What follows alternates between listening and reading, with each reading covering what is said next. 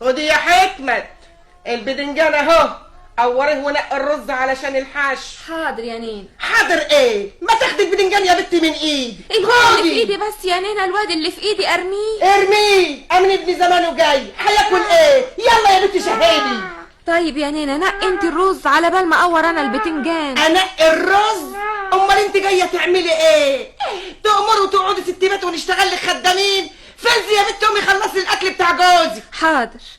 هو انا هنا بس بشتغل زي الطاحونه؟ امشي يا بنت، استلفي المقوار من ست نفيسه ام لسان وسيبي الواد على الشايته. يلا يا بنت.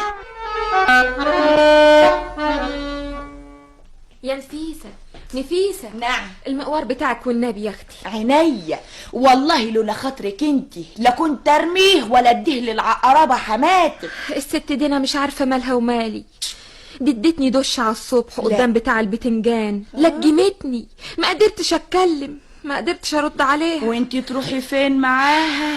قولي لي يا اختي، واللفند ابنها عامل ايه معاكي يا بنتي؟ والله انتي مظلومه معاهم، مش قادره تلاقيها من العقربه حماتك ولا من جوزها المعلم ولا من ابنها امين جوزك اللي ماشي ورا امه لغايه ما هتغرقه. اسمتي بقى. واللفند بتاعك يا اختي مريحك ولا زي امه؟ والله هو كويس. وهو بسلامته هياخد الشهاده الكبيره امتى؟ الاسانس. يا اختي انا عارفه اسمها ايه. هو انتوا بتقولوا هيبقى محامي؟ والله اهو بيروح الجامعه وما يجيش الا بعد العشاء، ويدخل الاوضه يقفل عليه الباب ويفضل يذاكر يذاكر زي الولاد الصغيرين بتوع المدارس. يا حكمت يا بنتي يا حكمت يا اختي يا بنت المقوار، انت بترغي مع نفيسه ام لسان. شوف الوليه مش هتبطلي الرغي بقى يا بنت. يلا نجري خلص الشغل اول ما اروح للمعلم في الدكان. ناوليني يا نفيسه المقوار، ناوليني يا اختي. خدي يا اختي الحقيها قبل ما تقرصك بلسانها. طيب حاضر حاضر. يا امين. ايوه يا حكمت، امال فين امي؟ راحت الدكان عند المعلم. ليه؟ انا عارفه، هي بتقولي على حاجه يا سي امين. امك دي مش قادره اعيش معاها بقى، مش قادره. ليه بس يا حكمت ليه؟ مش هي اللي خطبتك؟ مش هي اللي جوزتك ليا؟ هو انا يعني كنت شفتك قبل الجواز؟ مش هي اللي قالت لي ان فيه واحده كويسه واهلها كويسين وانا هجوزها لك؟ تبقى هي تقول عليكي كده وانت تقولي مش قادره تعيشي معاها؟ اصل امك اتغيرت خالص يا سي امين، اتغيرت خالص، مش زي زمان. اول ما اتجوزت كانت بتحبني وبتخاف عليا، ما كانتش تخليني اشتغل في البيت الا على قد طاقتي. دلوقتي مش عارفه الاقيها منين ولا منين، اعمل اكل البيت ولا اخد بالي من العيال التلاتة ولا اغسل فرو الخرفان اللي بيبعتهم لي المعلم ابوك. وامك قاعده طول النهار بين ستات الحاره تحكي وتسامر وتشتم، واذا اتكلمت انا كلمه صغيره ما خلصش.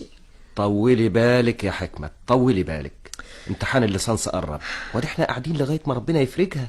هو احنا يعني هنقدر نعيش بره لوحدنا؟ ما هو ده اللي مصبرني. انت عارفه ان احنا ساكنين ببلاش واللحمه بتجيلنا من الدكان ببلاش. ايوه، المهم يا سي امين شد حيلك.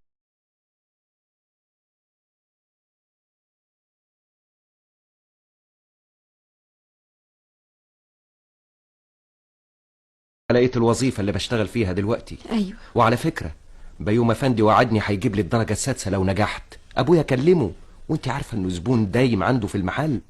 ده المعلم عباس مش بيكلمه بس، ده بيلغيه كل يومين 3 ملغيه، انما تمام. امال ايه يا حكمت؟ هو الواحد له الا ابوه وامه؟ طب لو ما كانش ابويا كنت عملت ايه بس وسويت ايه؟ يلا هات اللقمه علشان نقوم بقى، احسن عندي محاضره بعد نص ساعه. حاضر. بس اسمعي يا حكمت. نعم. عايز اقول لك حاجه. طولي بالك طولي بالك. بالظبط طولي بالك. ولو شتمتك حتى ما ترديش عليها، وبعد كده هي هتعرف غلطها وتعتذر ليكي. يا سيدي بلاش تعتذر ولا حاجه، بس هي تسيبني في حالي. والنبي يا اختي بنات الايام دي ما عادوا ينفعوا للجواز. ايوه والله يا ام لفندي مظبوط. دي البت المفعوصه مرات ابنك عامله ولا بنت زواج. خليها تاخد لها يومين ونخلص منها. ليه؟ هو لفندي هيدور له على جوازه تانية ولا ايه؟ امال يسيب نفسه كده؟ هو لما ياخد الشهادة الكبيرة يقدر يعيش مع المفعوصة دي اللي عقلها متركب شمال؟ طب وامتى هياخد الشهادة؟ خلاص يا اختي الامتحان خلص وفاضل له يومين. وهو هيتوظف بيها يا ام امين؟ يهو امال هيعلقها على الحيطة؟ ده المعلم عباس كلم له بيوم افندي في مصلحة الاملاك علشان يديله الدرجة الثابتة لما ينجح على طول. يا سلام على العز. ده هيشله الدرجة لما ينجح ياخدها. ومهيته هتزيد كتير يا ام الافندي. والله ما انا عارفة يا اختي، طبعا هتزيد كتير. هي الدرجة السادسة حد لاقيها؟ يا بنتي يا حكمت، انت فين يا بنت؟ يا اختي ده فيه ريحة غريبة زي ما يكون اكل واتحرق. ايوه النبي يا اختي، اما شوف الملوخية باين عليها شاطط. طيب يا اختي اما قوم انا بقى وتصطفل انت ومرات ابنك. وراحة فين يا اختي؟ رايحة عند نفيسة. انا مالي ومالكم يا اختي؟ بقى العقربة دي مش هتجيبها البر؟ دي معذبة مرات ابنها ومورياها النجوم في عز الظهر. انا عارفة يا اختي ايه اللي مخليها تستحمل العيشة مع الولية دي، مع انها هي اللي جوزتها الامين افندي، وراجعة دلوقتي تقول عليها الكلام اللي ما يتسمعش. وبتقول عليها ايه كمان؟ قولي يا اختي. قال ايه؟